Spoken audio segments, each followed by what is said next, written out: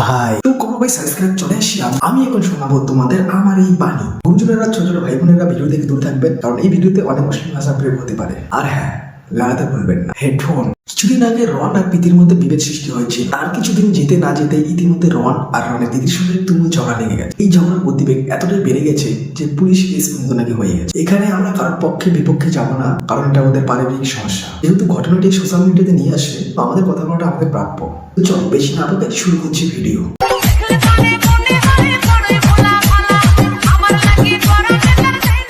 না তুমি তো আমার জেল খাটাবা যা দেখতেছি। তা জেল খাটা বলে তোর কি করবো? তোর দিদির সঙ্গে না না, যদি বটিটা দিয়ে আমি কোপ দিয়ে বেরোয় যাইছি। হ্যাঁ তুই কোপাইছো। আমি কোপাই যাইছি, বেরোয় যাইছি মানে হ্যাঁ আমি মানে তোর জেল খাটাবো। হ্যাঁ তোরে আমি জেল খাটাবো তুই। এ কেমন বাবা মা? মা বলছে জেল কাটাবে বন্ধু। कैसे कैसे लोग रहते हैं यार यहाँ पर। और अभी तो रुको, क्लाइमैक्स अभी बाकी है। কি সব চলছে? রং না, তুমি তো নিজের বাড়িতেই সেভ নাও।